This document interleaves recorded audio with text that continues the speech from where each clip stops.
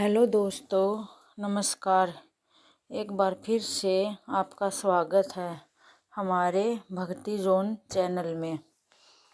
एक बार देवी लक्ष्मी भगवान विष्णु के क्षीर सागर में पैर दबाते हुए भगवान विष्णु से 3 प्रश्नों के उत्तर जानने के लिए उत्सुक है। वह भगवान विष्णु से कहती है कि हे स्वामी, मैं आपसे 3 प्रश्नों के उत्तर जानना चाहती हूँ। आशा करती हूँ कि आप मुझे निराश नहीं करेंगे। इस पर भगवान विष्णु बोले, हे देवी लक्ष्मी, आपकी जो आज्ञा। देवी लक्ष्मी कहती है कि हे भगवान विष्णु, मैं आपसे जानना चाहती हूँ कि किन स्त्रियों के भाग्य में पुत्र योग नहीं होता और कौन सा गहना पहनने पर स्त्रियां मृत्यु को प्राप्त करती हैं तथा ऐसा कौन सा श्रृंगार है जिसके करने से स्त्री स्वर्गलोक को चली जाती है। इस पर भगवान विष्णु ने कहा कि आपके क्वेश्चन यानी कि प्रश्न बहुत ही लाभप्रद हैं समस्त प्रजा के लिए। इनमें से मैं आपके प्रश्नों का उत्तर देने से पहले आपसे कहता हूँ कि मैं आपके प्रश्नों के लिए आपको एक कथा सुनाऊंगा जो आपको पूरी सुननी होगी। इस पर देवी लक्ष्मी कथा पूरी सुनने के लिए राजी हो जाती है। भगवान विष्णु बोले, हे लक्ष्मी सुनो। एक बार एक राज्य में एक सेठ रहता था। उसके 2 बेटे थे। बड़ा बेटा और बड़ी बहू दोनों व्यवहार से बहुत रुष्ट थे, लेकिन छोटी बहू और छोटा बेटा व्यवहार से बहुत ही सहज और सहनशील थे। वे छोटी बहू घर का सारा काम काज करती, फिर भी सेठ की बहू को बड़ी बहू ही अत्यंत प्रिय थी। इसका कारण था कि बड़ी बहू को एक बेटा था, जबकि छोटी बहू को एक संतान के रूप में पुत्री हुई थी। छोटी बहू घर का सारा काम काज करती, फिर भी सेठ की बहू और बड़ी बहू को वह फूटी आंख भी नहीं सुहाती थी। ऐसे ही दिन बीतते गए। वह छोटी बहू घर का सारा काम करती और फिर भी उसकी बहू से ताने मारती रहती थी। छोटी बहू झाड़ू लगा रही थी। इस पर उसकी बहू बोली, सेठ की बहू बोली उससे उसकी सास कि तेरे हाथ में जान नहीं है क्या? मैं जब तक मंदिर से नहीं आती तब तक मुझे खाना बनना मिलना चाहिए, मैं आते ही भोजन करूँगी। छोटी बहू अपने काम में लग गई और काम करते करते सोचने लगी कि देखो, तू घर का सारा काम काज करती फिर भी तेरे भाग्य में सुख नहीं है।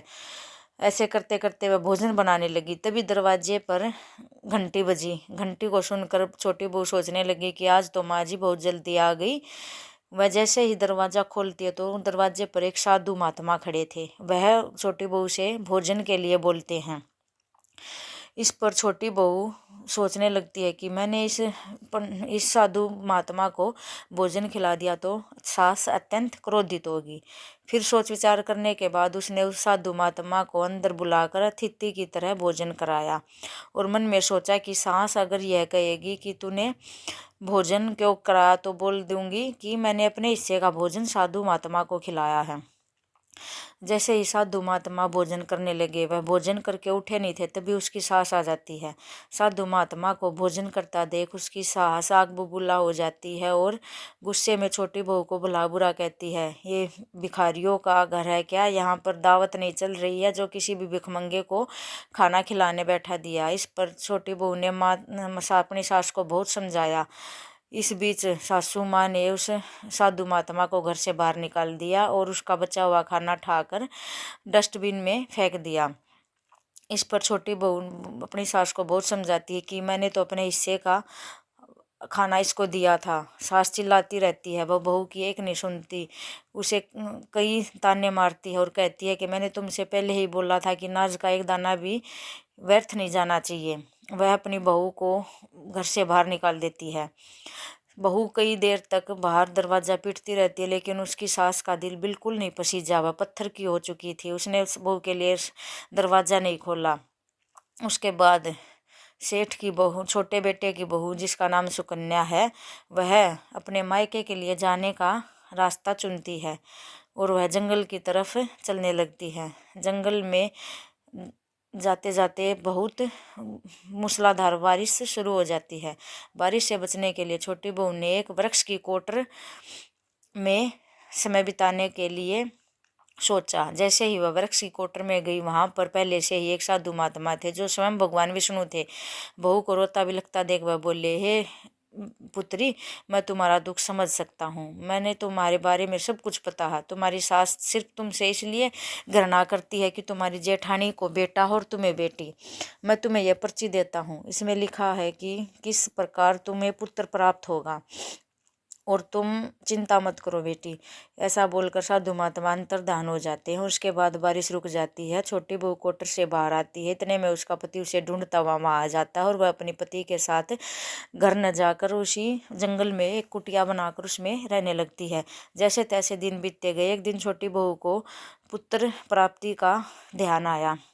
उसने उस पर्ची को खोलकर देखा। उसमें लिखा था कि जो स्त्रियां पुत्र प्राप्ति की इच्छा करती उन्होंने अपने पति के हमेशा बाई तरफ लेटना चाहिए रात्रि के समय। और जैसे ही वो पुत्र प्राप्ति के लिए मिलन करें तो उस समय उनको ध्यान में रखना चाहिए कि पति का दाया स्वर और पत्नी का बाया स्वर का मिलन होना चाहिए। उसके बाद मासिक धर्म के 4 दिनों तक पुत्र रोग को प्राप्त करता है, लेकिन 5वें दिन एक कन्या का योग होता है। 6ठे दिन पुत्र प्राप्ति का योग होता है। 7वें दिन कन्या का होता है। 8वें दिन फिर पुत्र प्राप्ति का। 9वें दिन फिर कन्या का और 10वें दिन फिर पुत्र प्राप्ति का योग होता है। ऐसी बातों को ध्यान में रखकर सेठ के छोटे बेटे की पत्नी ने 10वें दिन एक योग्य और सुशील गुणवान पुत्र की कामना सोचते हुए अपने पति से मिलन किया और वह गर्भ धारण कर गई। उसके बाद वह पति पत्नी उसका पति बाहर काम पर चला गया और फिर एकदम जोर से बारिश हो गई। बारिश में उनकी झोपड़ी बह गई।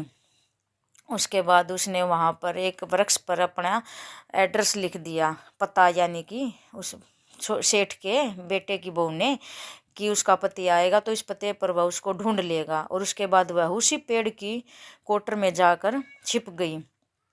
उसके बाद कुछ उसके पेड़ के साथ ही 2 राक्षसियों का निवास स्थान था।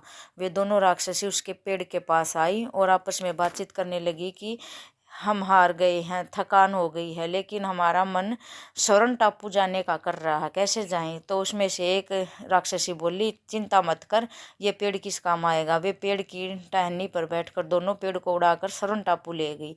रास्ते में जैसे ही पेड़ को लेकर उड़ी तो छोटे बेटे की बहू जाग गई और घबरा गई, लेकिन वह चुप रही।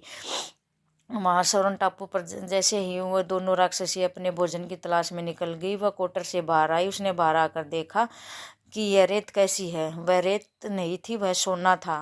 छोटे बेटे की बहू ने उस सोने वर्गी रेत को देखा तो अपनी साड़ी के आंचल में जितना हो सका उसने वह रेत भर ली और कोटर में जाकर वापस छिप गई। उसके बाद वे दोनों राक्षसी फिर आई और वे वापस अपने निवास स्थान पर उसी पेड़ पर बैठकर उड़कर आ गई। जैसे तैसे दोनों राक्षसी वहाँ से दूर चली गई।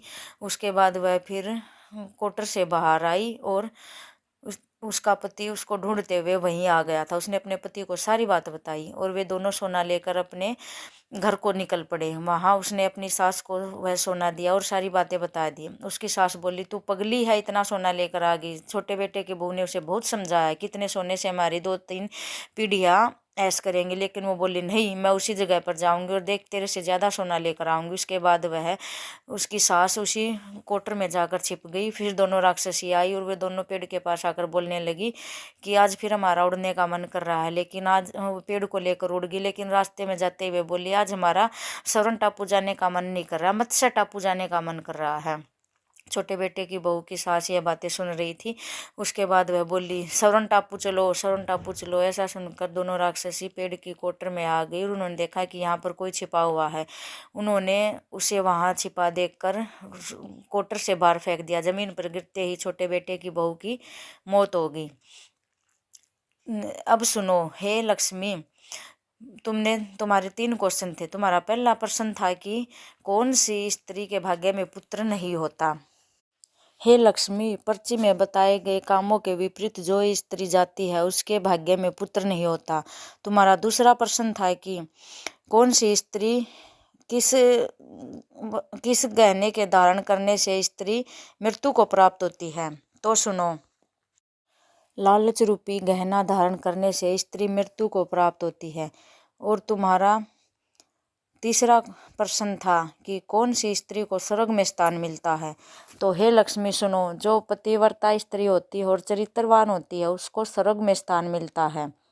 इस प्रकार से सेठ के पत्नी को मृत्यु प्राप्त हुई क्योंकि वह लालच करती थी, और उसको सेठ के बेटे की छोटी बहू को गुणवान पुत्र प्राप्त हुआ क्योंकि उसने पर्ची में बताए गए अनुसार कार्य किया। अब सेठ के बड़े बेटे की बहू अत्यंत गरीब हो गई थी और वह सेठ के छोटे बेटे के बहू के पास आकर माफ़ी मांगने लगी। उसने उसको भी सोना दे दिया। वे हंसी खुशी अपना जीवन व्यतीत करने लगे। अंत समय में सेठ के छोटे बेटे की बहू को स्वर्ग प्राप्त हुआ, जबकि उसके बड़े बेटे की बहू को कुटिल स्वभाव के कारण नरक की प्राप्ति हुई। इसलिए हे लक्ष्मी, इस कथा को जो भी पूरा सुनता है उसको यह कथा कैसी लगी कमेंट में ज़रूर बताएं। राधे राधे।